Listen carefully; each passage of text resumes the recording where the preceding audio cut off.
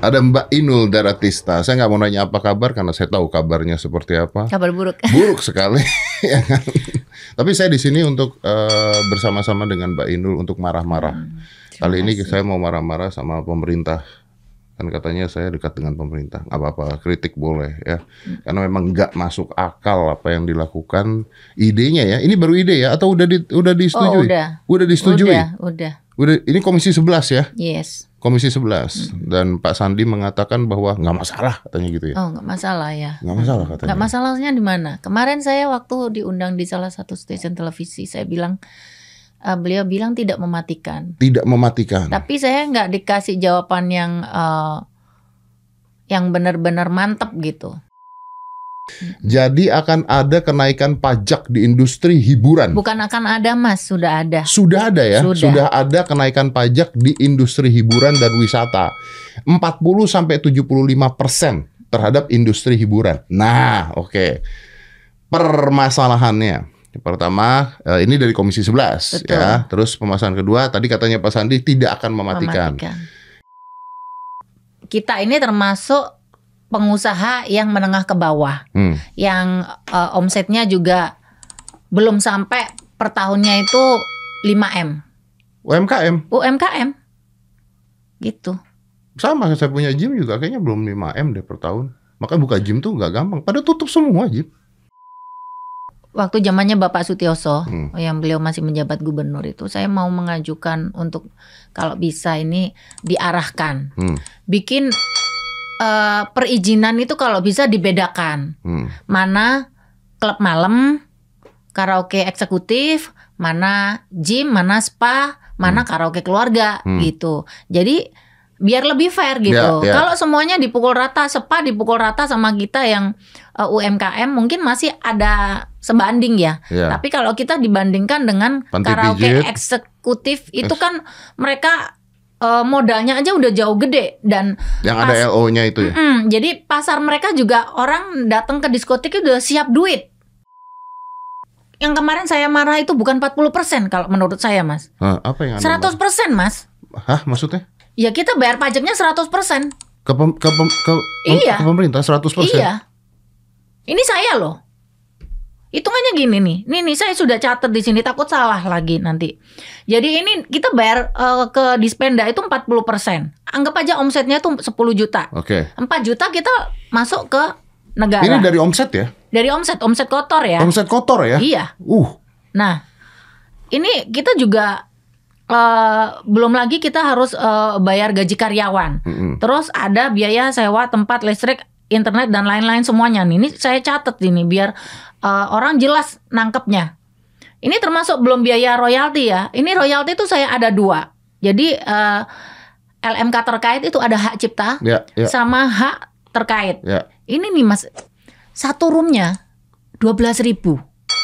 Satu room ya. Kan roomnya kita kan ada nggak sama, ada yang 20, ada yang 30, anggap aja 30 deh. Itu dikalikan 1 bulan. 12.000 roomnya kan 30, dikali 1 bulan, dikali 1 tahun. Ada tamu, nggak ada tamu, tiap hari ngitungnya semono, Mas. Kok bisa? Ya iya, itu memang sudah ketentuan dari LMKN. Lah kan tidak kepake lagunya. Tetap butuh bayar, Mas. Itu sudah dari kemarin-kemarin itu aturannya. Kayak gitu. Nah ini pemerintah kan nggak tahu ini. Nggak tahu apa tutup mata, saya nggak tahu. Mungkin. Tapi perlu tak kasih tahu, Mas. Karaoke ku banyak, itu pegawaiku juga banyak loh. Oh iya, ojo pasti. salah. Iya. Karaoke saya itu satu outlet itu bisa sampai 50 orang karyawannya. 40% dipotong lagi ini 12%. Ini kalau jadi ya. Belum lagi ini nanti pajak ini dan itu. Ini tak catat semua loh, Mas, ini, Mas. Lengkap ini semua. Ini bayar pajak PPH, PPN dan lain sebagainya. Ini komplit. Belum lagi sewa mall.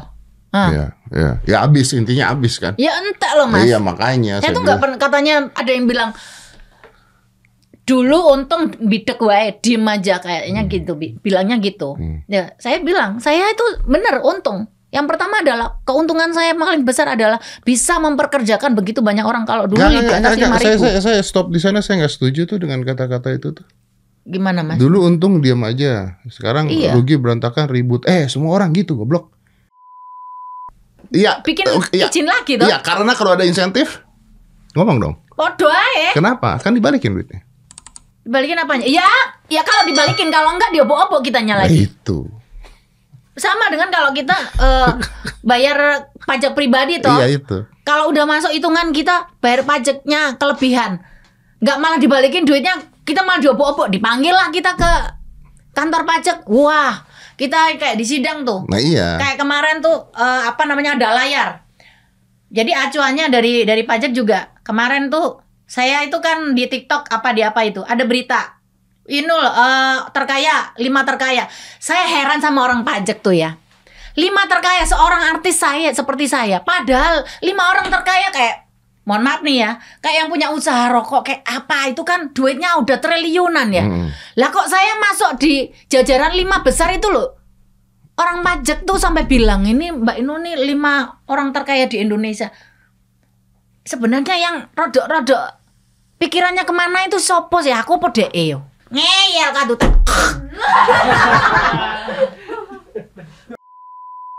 Saya lompat dulu ya Mbak Inul. Lompat lagi, udah Tapi balik lagi. Pak Luhut sempat mengatakan, nah, ini kan sebenarnya kalau saya ngikutin kan, ini sebenarnya harus diperhatikan juga wisata hiburan tuh nggak semuanya tempat dugem, banyak sekali tempat wisata-wisata itu yang UMKM yang ini. Jadi menurut saya janganlah dinaikkan, kita tunda dulu lah. Nah gimana tuh? Mohon maaf nih Bapak Luhut, terima kasih atas atensinya, terima kasih juga atas responnya. Karena akhirnya saya agak sedikit meredam gitu. Meskipun dalam konteksnya ini ditunda. Tapi ditunda sampai kapan? Nah, iya, sebenarnya kalau pajak hiburan, sebenarnya menurut Mbak Inul, pajak hiburan tuh harusnya dibagi-bagi, bener kan? Betul. Dibagi-bagi kan? Betul. Jadi ada skalanya, hiburan seperti apa ini? Iya, betul. Jadi biar lebih fair maksudnya Mas. Karena ketika kita datang di karaoke eksekutif, mereka itu udah siap duit Mas. Udah siap duit karena mungkin bisa nyawer LC, bisa beli minuman keras, bisa apalah di situ. Koceknya itu udah siap gitu. Iya, satu table aja bisa 30 juta. Bukan lagi. Iya. Nah, ya itu. Belum LC-nya. LC-nya pemandu lagu. Walaupun bukan hanya lagu yang mereka pandu ya. Kita juga punya loh, Mas. Oh iya. Maksudnya untuk biar kita aman juga masih ada kan pengelolaan biaya-biaya tak terduga yang memang harus kita keluarkan juga. Itu terduga. Ya terduga ya. Karena orang-orang yang bisa akhirnya masuk judi itu adalah orang-orang yang siap kehilangan duit untuk hiburan. Dibandingkan judi online sekarang yang kesebar kemana-mana, itu rakyat-rakyat miskin yang kena. Akhirnya pinjol yang kena dan sebagainya. Malaysia bisa ada tempat judi, Singapura ada tempat judi. Singapura lebih gila lagi, tempat judinya orang Singapura nggak boleh datang, wisatawan yang datang. Itu penghasilan pajak negara yang besarnya luar biasa. Tapi tempat wisata-wisata yang lain ini banyak yang UMKM. Tempat hiburan banyak yang UMKM. Mbak Inul punya gym lah. Orang gym itu tempat sarana kesehatan. Anda bikin ini tempat wisata dan hiburan gitu. Kalau misalkan nih kita tetap disuruh bayar pajak 40% sampai 100%. It's okay, kita ladenin gitu. Tapi pada intinya ketika kita nggak ada tamu yang mau datang, pendapatan kita 0. You juga rugi gitu. Apa yang mau kita bayarkan? Saya nggak dapat, you lebih nggak dapat lagi. Karena the only way untuk itu adalah naikin harga. Naikin harga juga percuma. Sekarang kalau dibebankan kepada customer aja, ini 20% aja juga udah teriak-teriak ya, semuanya naik.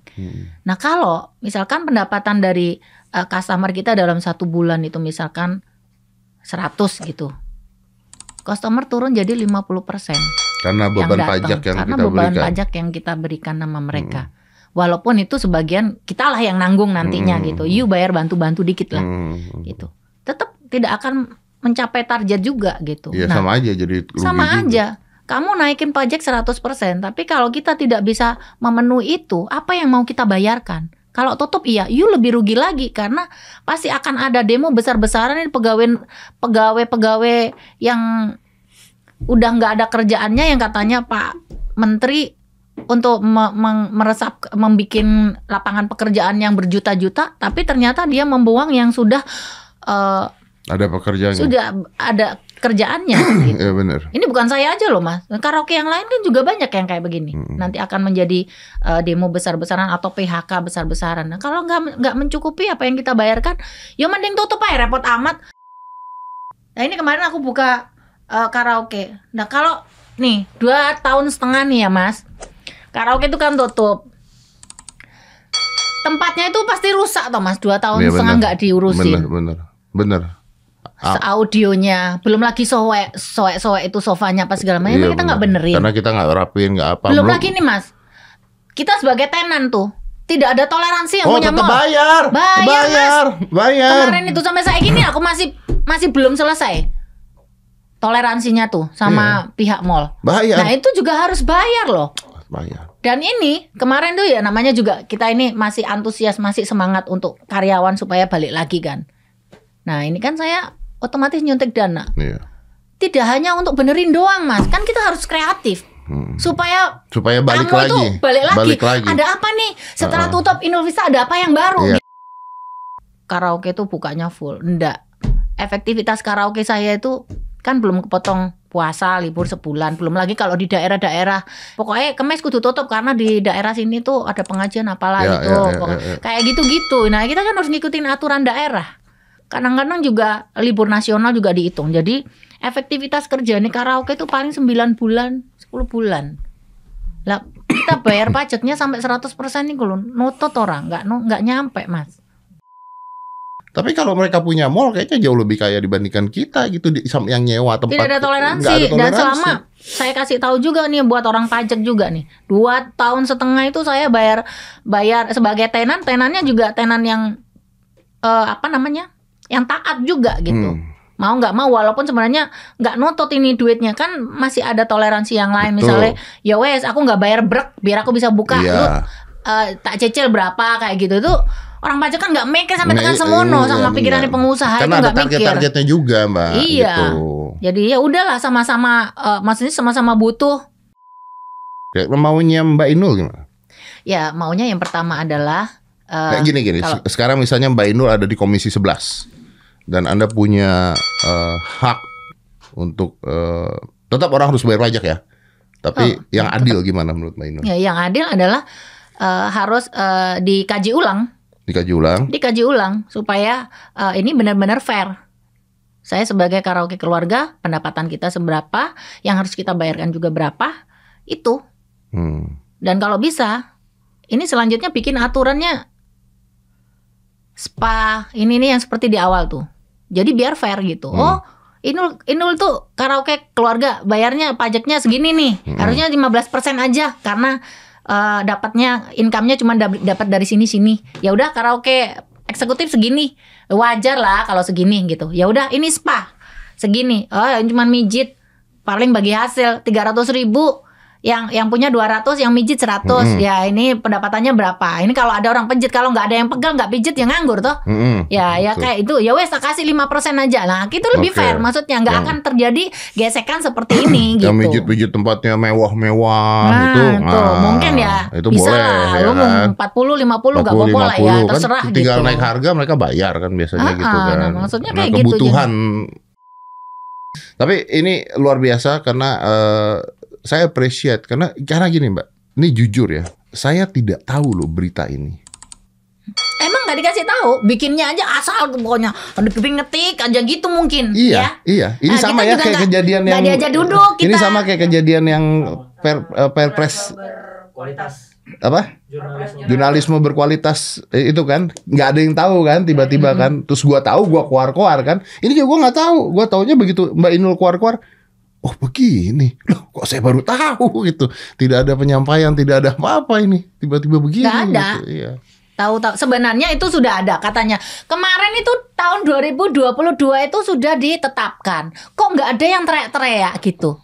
Karena begini, kalau alasannya mereka kadang-kadang kalau yang saya gitu pada saat itu mungkin alasannya sudah kita masukkan website.